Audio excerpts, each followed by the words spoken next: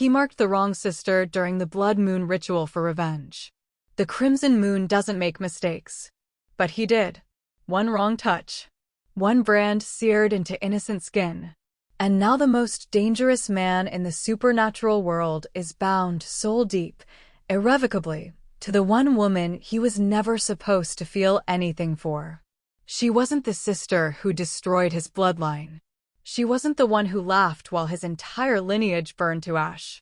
She was soft where her sister was cruel, gentle where his world was savage, and he marked her anyway.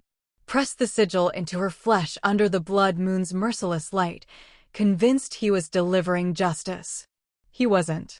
Now the ancient magic pulses between them like a second heartbeat. Every time he gets close enough to end what he started, something older than rage pulls him back. She smells like vengeance and salvation all at once, and he hates that he notices. His clan wants blood. The real traitor is still out there, laughing. And the woman wearing his mark is the only thing standing between his lineage and total extinction. The ritual cannot be undone. But what happens next will destroy everything he thought he wanted. If this story already has your pulse spiking, hit like, drop a comment, share this with someone who loves a slow burn that burns, and subscribe, because this one is going to consume you completely. The night the blood moon rose, it painted the sky the color of an open wound. Not the soft blush of a harvest moon. Not the amber glow of autumn. This was red, deep, arterial, ancient red, the kind that made wolves howl from their bones and made every supernatural creature within 100 miles feel the pull of something older than memory. The kind of red that meant the veil between intention and consequence was paper thin. The kind that meant whatever was done under its light could never, ever be undone. Caelum Drakath stood at the edge of the ritual circle and breathed it in. He was not a man given to doubt. He had not been built for hesitation. Every line of him, the severe jaw, the broad shoulders wrapped in ceremonial black, the hands that had dealt death as easily as some men dealt cards, every single line of him was carved from purpose. From fury. From 117 years of waiting for this exact night. His elder council stood behind him in a half-moon formation, their faces solemn, their silence a kind of pressure. The torches planted in the ancient earth burned without flickering. The air itself seemed to hold its breath. And at the center of the circle, kneeling on the cold stone altar with her wrists bound in silken cord the color of midnight, was the woman who was going to pay for everything. At least, that was what he believed. Let's go back. Because to understand what happened under that crimson sky, you have to understand what was taken. You have to feel the weight of a grief that outlived the people who first carried it, that passed from father to son like a poisoned inheritance. That became so much a part of a bloodline's identity that the children born into it couldn't remember what it felt like to want something other than satisfaction. The Drakath lineage was, by any supernatural measure, extraordinary. For 6 centuries they had governed the northeastern territories, a vast sweep of land that existed between the human world and the shadow realm, where werewolves, blood witches, and shadewalkers lived in a fragile, carefully maintained order. The Drakaths were the architects of that order. They were diplomats and warriors, scholars and enforcers, and for 6 centuries their bloodline had held the peace through a combination of sheer power and carefully brokered alliances. The greatest of those alliances had been with the Vesper family. The Vespers were blood witches of the oldest order, practitioners of lunar magic so potent that even the Shadowwalkers gave them distance. For generations, Drakath and Vesper had been bound by treaty, by trade, and eventually by blood. Children from both lines had grown up side by side. The families had intertwined so deeply that by the time Caelum's grandfather was born, it was simply understood a Drakath and a Vesper would one day formalize the bond permanently. A mating ceremony. A union that would merge the 2 most powerful supernatural bloodlines in the northeastern territories into something entirely unassailable. That day never came. 117 years ago, during the last blood moon of the century, the Vesper matriarch, a woman named Seraphel, whose beauty had been the subject of poetry and whose cruelty had been the subject of nightmares, made a different choice. She had spent years cultivating a private alliance with the Western Shadow Court, trading Drakath territorial secrets for a seat at a table she believed was more powerful. On the night that was supposed to seal the mating bond between her daughter and Caelum's grandfather, she had instead delivered the Drakath bloodline's most sacred document, the lineage covenant, a living magical contract that bound Drakath power to the land itself, directly into enemy hands. The Western Shadow Court had used it to strip the Drakath line of half their territorial claim overnight. Lands they had governed for centuries simply gone. Villages that had depended on their protection, suddenly exposed. The fragile order they had built, cracked down the middle. Caelum's grandfather had not survived the shame of it. His father had spent his entire life clawing back fragments of what was lost. And Caelum had been raised from infancy with one singular directive burning in his chest like a brand. Find the Vesper heir.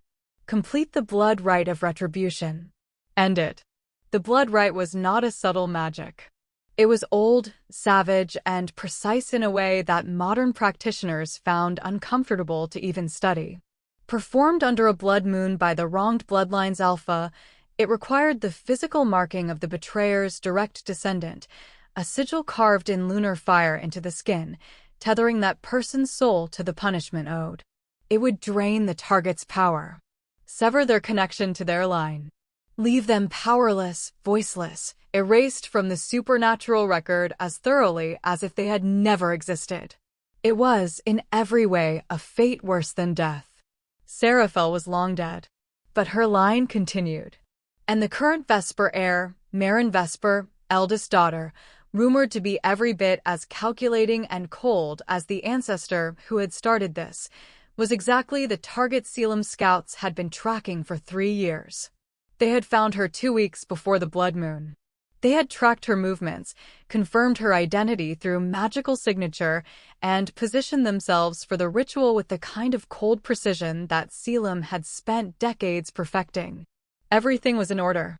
Everything was exactly as it should be. He crossed the ritual circle.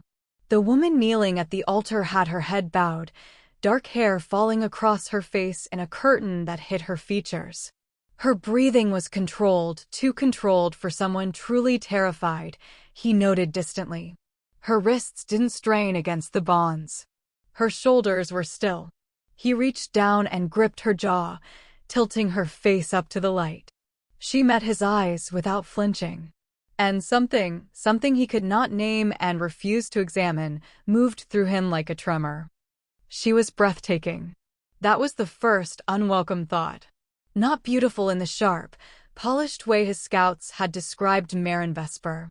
Beautiful in a way that was softer, more accidental, like light through water. Her eyes were the color of winter smoke, and they were looking at him with something that wasn't quite fear and wasn't quite defiance, something more complicated than either. Something that looked, disturbingly, like grief. "You have the wrong person," she said. Quietly. Without hysteria. Almost gently, as if she pitied him the mistake. He ignored it. Targets always said that. He pressed the sigil iron to her collarbone and spoke the ancient words. The blood moon detonated above them. That is the only word for it. Detonated.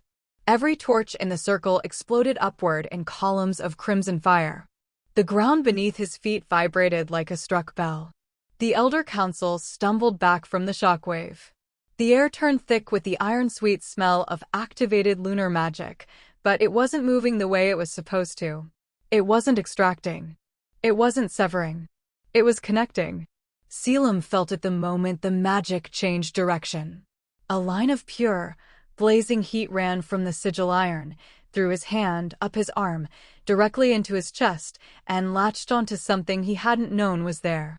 Something warm and dormant and old that woke up like a creature, hearing its name called for the first time. The woman gasped, not in pain, but in shock, and her winter smoke eyes flew wide, and for one suspended. Terrifying second, they stared at each other across the ritual circle's altar while the blood moon poured its ancient light over both of them, and the magic completed its bond. Not a death curse. A mating bond. He released the iron and stepped back so fast he nearly broke the circle's boundary. His second-in-command, Riven, was at his side in an instant, reading his face with the practiced ease of a man who had served him for 40 years. "What happened?" Riven said, low and urgent. Caelum couldn't answer. He was still feeling it, the hum of it, settled into the left side of his chest like a second heartbeat that synchronized with the pulse of the woman now slowly pushing herself upright on the altar. One hand pressed flat against the sigil burned into her collarbone, her expression a storm of emotions too complicated to catalog. Here is what a fated mate bond under a blood moon means in the old magic. Not the watered-down, theoretical version taught in modern supernatural academies. The real version. The version written in texts so old they predate written language and exist only as inherited memory in bloodlines old enough to carry them. A blood moon occurs once every century. Its light amplifies the oldest, deepest magic, the kind that doesn't ask permission and doesn't respond to willpower or argument. Fated mate magic is the oldest of all. It predates feuds. It predates territories. It predates every political structure and grievance that supernatural society has spent centuries building. When the blood moon's energy encounters a fated mate connection that has gone unacknowledged, two souls tethered by the oldest law of the universe, it doesn't get out of the way for something as recent and human as vengeance. It simply completes what was always meant to be. And the consequences of completing it are not negotiable. Caelum could not harm her. The moment the bond set, that particular door had closed and locked from both sides. Any direct action he took against her physical safety would rebound, not metaphorically, not gradually, but immediately, acutely, painfully. The magic treated them as one organism now. An attack on her was an attack on both. He also could not leave. Not permanently. The bond had a radius, it would stretch, but within 48 hours of separation, both parties would begin experiencing a physical deterioration that the old texts described in terms Caelum had always found melodramatic, until this exact moment when he understood, viscerally, that they had not been exaggerating. He was bound to the woman on the altar. The wrong woman. A woman he didn't know, had never spoken to, had spent approximately 4 minutes in proximity to a woman whose only crime appeared to be existing in the same bloodline as the person who had destroyed everything he loved. He turned to Riven. "Find Lyra Vesper," he said, and his voice came out barely recognizable to himself, stripped of the certainty he'd carried into this circle. "Find her now." And here is where this story turns from a tragedy of vengeance into something far more complicated. Because while Caelum's people began their frantic search for the elder Vesper sister, the woman at the altar straightened her spine, met the eyes of every elder and soldier in that circle, and said, with a composure that silenced every voice in the space, "Her name is Merrin. She's been in the Western Territories for 6 weeks. She sent me here knowing exactly what night it was and exactly what you would do. Her name was Lyra. Lyra Vesper. Younger twin by 4 minutes.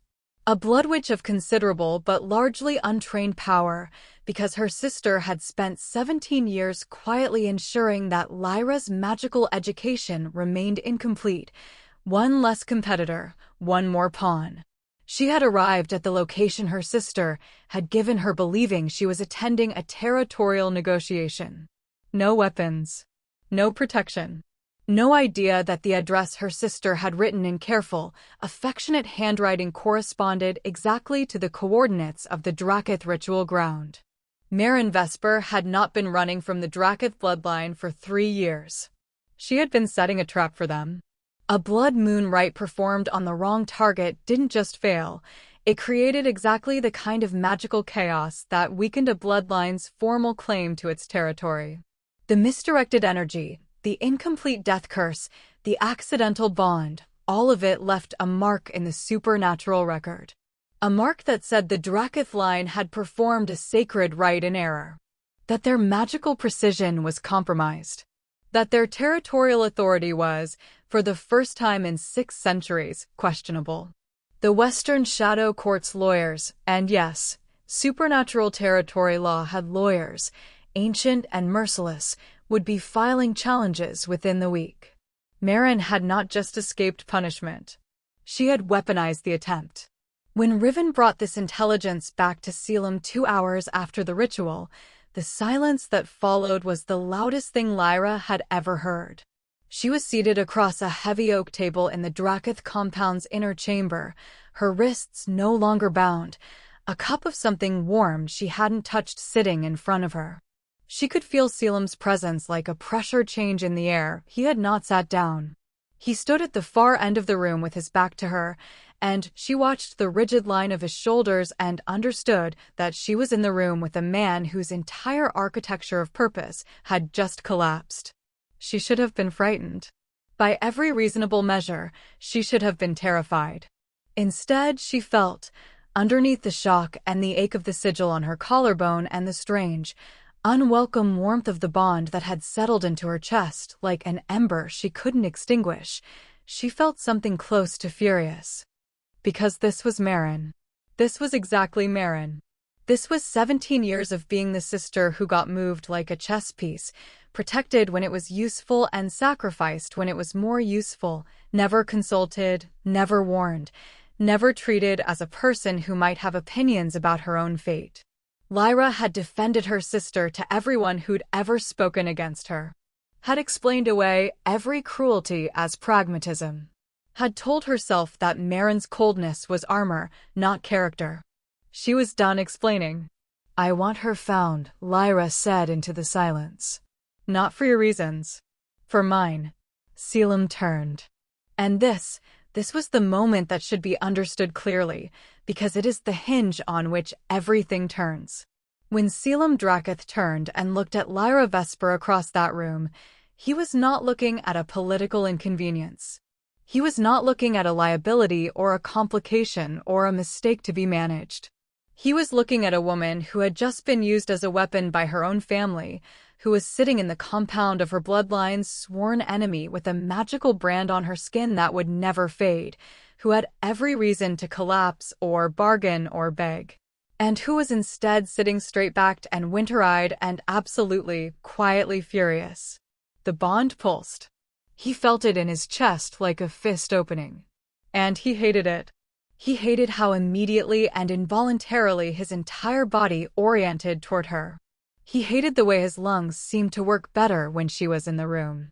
He hated that when she'd said, "I want her found," something in him had responded before his mind could intercept a deep, cellular yes, the kind of agreement that bypassed thought entirely and came from somewhere he didn't have a name for. He sat down across from her. The table between them felt simultaneously too wide and not nearly wide enough. "Your sister used you," he said. Not unkindly. Factually. Yes. No hesitation. No softening. She's been doing it for years. I just didn't want to see it. And now? Lyra's winter smoke eyes came up to his, and something moved through them that he understood, because he had carried the same thing his entire life, that specific grief of a person who has finally, irrevocably run out of reasons to make excuses for someone they love. "Now I'm done being her sacrifice," she said. The Elder Council, predictably, was not interested in the nuance of this development. They convened within hours. 12 figures of ancient authority seated in the old chamber, their faces carved from the same material as their grievances, hard and settled and resistant to revision. The Drakath clan's honor demanded completion of the blood rite. The magical record showed an incomplete ceremony. The territorial challenges from the Western Court were already being circulated. And the person who bore the sigil, incomplete, misdirected, but present, was sitting in their compound under their alpha's protection. The Elder Council's position was not complicated. The rite needed to be completed. The bond needed to be severed by a counter-ritual. The Vesper line needed to pay what was owed. Caelum stood at the head of the table and listened to all of it. He had sat in this room and listened to this particular grief his entire life. He knew every argument. He could have delivered them himself. He had, in fact, delivered many of them, in rooms not unlike this one, to people who needed to understand why patience was required before the right moment came. The right moment had come, and it had produced something entirely other than what any of them had planned for. "The bond cannot be severed by counter-ritual," he said, when the last voice had finished. "Not one performed under a blood moon. There are no texts that describe a successful severance of a fated mate connection completed under the century moon. If there were, I would know them." "Then she remains compromised," the eldest council member said. "A Vesper carrying your mark. A liability. An abomination of the original intent." "She remains," Caelum said quietly, "the only person in these territories whose testimony can legally establish Lyra Vesper's direct complicity in magical fraud, territorial manipulation, and the deliberate misdirection of a sacred rite." He let that land. "Which means she is not a liability. She is the only weapon we have left." The chamber was silent. "And the bond?" another elder asked. Caelum's jaw set. "Is not your concern." It was, of course, absolutely his concern. And Lyra's. And in the days that followed, days spent in a compound where every room felt charged, where every hallway seemed to narrow when they were both in it, where the 48-hour separation radius meant they were learning the exact edges of each other's gravitational fields without either of them choosing to, the bond became the only thing either of them thought about. Not because it was romantic. Not at first. At first it was purely operational, a problem to be navigated, a set of physical parameters to be understood and managed. Caelum assigned her a chamber 3 doors from his own. He established protocols for their necessary proximity. He was rigidly, meticulously professional. And Lyra, who had grown up in a household of cold calculations and weaponized kindness, who had learned early that warmth was usually a precursor to something being asked of her. Lyra matched his formality with her own and told herself the warmth in her chest was just the magic. Just the bond. Not real. Not chosen. But there was this. When he passed her in the corridor the second evening and their arms brushed, the barest, most incidental contact, they both stopped. Both turned. The bond flared between them like a lit match dropped into dry grass. And for 3 seconds they stood in that corridor looking at each other with the specific expression of two people who have just realized that the thing they've been managing very carefully is considerably larger than either of them had estimated. He stepped back first. She turned and walked to her chamber and stood with her back against the closed door for a full minute, her hand pressed to the sigil on her collarbone, feeling it pulse in time with something she refused to name. "And here, right here, in this corridor, in this charged and breathless pause, is where I need you to do something for me. If you are feeling this story in your chest right now, if the pull between these two people is already doing something to your pulse, hit that like button. Right now. Because we are barely at the beginning, and what's coming is going to require your full emotional availability. Share this with someone who loves a slow burn that actually burns. And subscribe, because the rest of this story is not going to be gentle." It wasn't. The external threats arrived on the 4th day. The Western Shadow Court moved faster than even Caelum's intelligence network had anticipated. They had clearly been prepared, which meant Marin's trap had been years in construction, not weeks. 3 rival factions filed simultaneous territorial challenges, citing the corrupted blood rite as evidence of the Drakath bloodline's weakened magical standing. A delegation arrived at the compound gates with legal documents and armed escorts and the specific smugness of people who believe they are watching a dynasty fall. And somewhere in the eastern corridors of the compound, someone who had access to the Drakath inner chambers sent Lyra Vesper's people a message with Lyra's location. The assassination attempt happened at midnight. Caelum felt it before he heard it, a sharp, searing pain in his left side that brought him upright from his desk with a sound he would later be unwilling to describe. He was moving before conscious thought engaged, because the bond didn't require thought. The bond was simply direction, and the direction was her now go. And he covered 3 corridors in seconds and broke through the door to find 2 shadowwalkers in the room and Lyra backed against the far wall with her hands raised and the beginnings of blood witch fire crackling between her fingers in a way that suggested her magical education, while incomplete, had not been entirely neglected. What happened in the next 45 seconds is the kind of thing that becomes a story people tell for generations.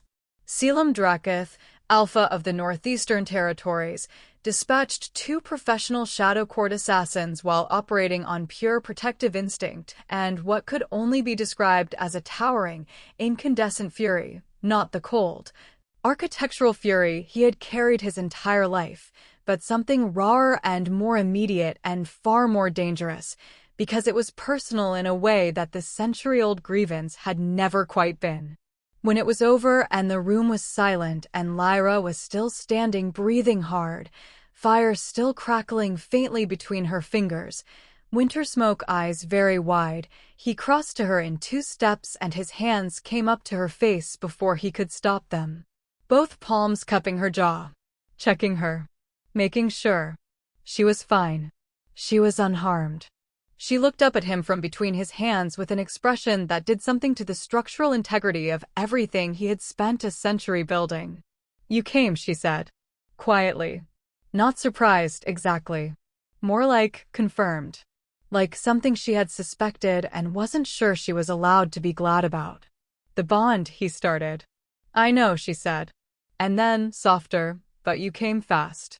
He dropped his hands, stepped back, rebuilt the professional distance with the visible effort of a man constructing a wall under pressure.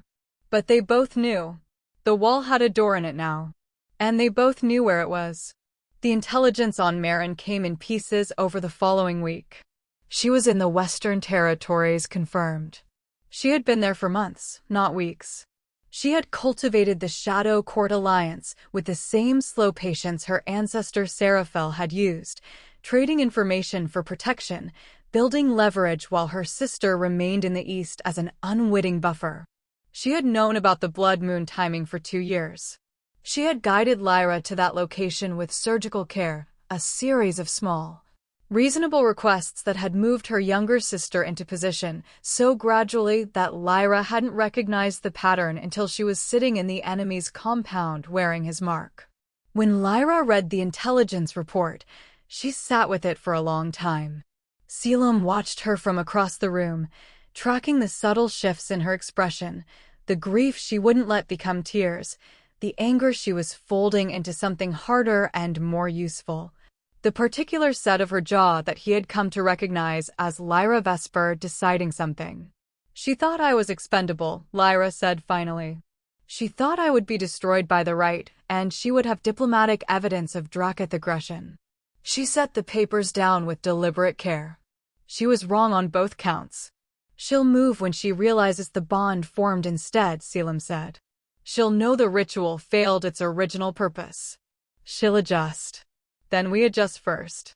They looked at each other across the room. And this careful, combustible alliance taking shape between them was the thing that neither the Elder Council nor the Western Shadow Court had anticipated. Because they had each been positioned as the other's destruction, and instead they were becoming something far more difficult to counter. They were becoming a unit. Not yet, not fully, not comfortably. The tension between them was still a living thing, still capable of filling any room they occupied, but the edges of it were shifting. The sharp, dangerous edges of enemies. Softening, by degrees that neither of them acknowledged aloud, into something else. There were moments, small, accumulating moments that the bond collected like evidence. The evening she fell asleep in the library over the territorial maps, and he covered her with his coat without waking her, and then stood looking at her for longer than he would ever admit. The morning she brought him tea without being asked, exactly the way he took it, and neither of them commented on how she'd learned that. The night the separation distance made sleep difficult for both of them, and they ended up in the same corridor at 2 in the morning, both pretending they'd had other reasons for being there, neither of them going back to their respective rooms for another hour. The moment, the specific, devastating moment, when she was practicing Blood Witch fire in the courtyard and lost control of the heat, and he stepped in from behind her and closed both hands around her wrists to redirect the magic. And they were very suddenly standing in the cold night air with his chest against her back and his hands over hers, and the bond blazing between them like the blood moon itself had moved inside his ribs, and neither of them moved for a long count of 10. She turned her head. His jaw was at her temple, close enough that he felt her exhale. "You should step back," she said. "I know," he said. He didn't step back. Not for another breath. Not for 2. And in those 2 breaths something passed between them that was not the bond, not the magic, not the architecture of ancient grievance and political necessity, something that was just them, just these 2 people, standing in the dark with their hands intertwined and 100 years of inherited hatred slowly losing its grip. He stepped back, but he touched the sigil on her collarbone lightly before he did. Just his fingers, just a second. And the way she closed her eyes when he did it, that was something he carried into every room for the rest of the week. The confrontation with Maren came on the 14th day. She didn't come to them. Caelum and Lyra went to her, with a delegation of 3 and a legal brief prepared by the Drakath Territorial Council that was, by all supernatural law standards, airtight. Lyra's testimony established direct complicity. The intelligence documentation established the years-long premeditation. The magical record of the blood moon, correctly interpreted, showed not a failed Drakath rite but a Vesper manipulation of a sacred ceremony, itself a crime of the highest supernatural order. Maren met them in a western court chamber that had been designed to feel like power, high ceilings, cold light, a long table that put distance between people. She was exactly as described, sharp, polished, beautiful in the way of things designed to cut. She looked at Caelum with the confident expression of someone who believed they still held the better hand. Then she looked at Lyra, and something moved across her face that Lyra Vesper would never acknowledge as what it actually was, a flicker of surprise, and beneath it, the specific discomfort of a person who has underestimated someone for so long that being wrong about them requires a complete restructuring of a worldview. "Little sister," she said, warmly, the way she always did everything, with the surface of warmth and the interior of ice. "Don't," Lyra said. One word. Quiet. Final. And Maren, for the first time in Lyra's memory, closed her mouth. What followed was not a battle. There was no dramatic magical confrontation, no explosive violence. This particular story, had never been about brute force. It was about truth, which is always the more dangerous weapon. Lyra placed her testimony on the table, piece by piece, with the precision of someone who had spent 17 years cataloging every small act of manipulation she'd refused to see clearly and was now seeing, with unflinching clarity, all at once. Maren argued. Of course she argued. She was extraordinary at arguing. But she was arguing against documentation, against a mating bond that had completely rewritten the supernatural legal calculus, and against a younger sister who had finally, completely, irrevocably stopped believing the argument. The Western Court, facing the prospect of backing a bloodline that had demonstrably manipulated a sacred rite and all the supernatural legal exposure that entailed, made the pragmatic choice. They withdrew the territorial challenges. They withdrew their protection of Lyra Vesper. And they offered the Drakath line something they had held for a century, an official acknowledgement of the original betrayal and a return of the contested territorial covenants.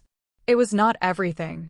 It was not the complete satisfaction that 117 years of inherited fury had been building toward.